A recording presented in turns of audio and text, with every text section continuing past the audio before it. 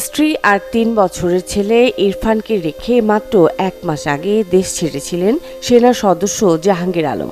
বাবার আদর কি তা বোঝার আগেই বাবাকে হারাতে হলো ছোট্ট ইরফানকে।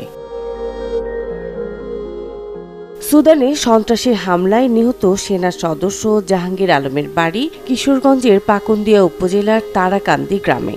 বাবার নাম হযরত আলী। তিনি বাংলাদেশ সেনাবাহিনীর মেস ওয়েটার পদে কর্মরত ছিলেন। ২০১৪ সালের অক্টোবর মাসে সেনাবাহিনীতে সৈনিক পদে যোগ দেন জাহাঙ্গীর আলম। শান্তিরক্ষা মিশনে দায়িত্ব পালনের স্বপ্ন নিয়ে সুদানের আবেই শহরে যান তিনি। আমার বাবা কয়ে গেছে, আম্মা তোমরা কোনো চিন্তা করো না, তোমরা খালি দোয়া করবা, আল্লাহর কাছে নামাজ পড়ে দোয়া করবা। আমার দোয়া হচ্ছে আমার বাবা, বাপের অসুখ আমার অসুখ, বাবা আমরা কিচ্ছু নাই, বাবা আমরা এই ফুটতে চলছি। নতুন এবং ফিরে আসা গ্রাহকদের জন্য নগদে চলছে ক্যাশব্যাক সহ প্রতিদিন হাজারো উপহার জেতার সুযোগ। হবে আশা আর ফেরা, সারপ্রাইজ সেরা। গন্ডগোল দেশ, এই দেশের মধ্যে বোমা ফেলছে, অনেক মানুষ মারা গেছে, এতে আমি সাধ্য হয়েছে।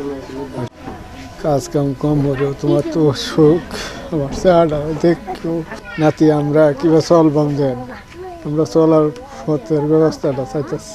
তোর কামাই সুদ নাই, হ্যাঁ চালাইছে, হ্যাঁ সব কিছু করছে।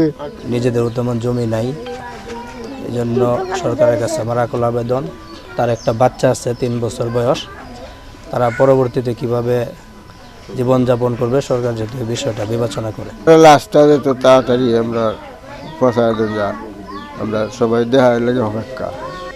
মরদেহ দেশে ফেরত আনা সহ সরকারের পক্ষ থেকে সব ধরনের সহযোগিতা দেয়া হচ্ছে বলে জানান পাকুন্দিয়া উপজেলার নির্বাহী কর্মকর্তা।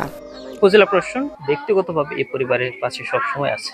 সেনাবাহিনীর পক্ষ থেকেই তারা যোগাযোগ করছে এবং তারা যত তাড়াতাড়ি সম্ভব আনা যায় সেই ব্যবস্থা নিয়ে আসছে এবং আমাকে তারা অবহিত করছে। ৩ ভাইয়ের মধ্যে জাহাঙ্গীর আলম ছিলেন মেঝো। গত ৭ নভেম্বর তিনি জাতিসংঘ শান্তিরক্ষী মিশনে সুদানে যান। Desk report, channel 24।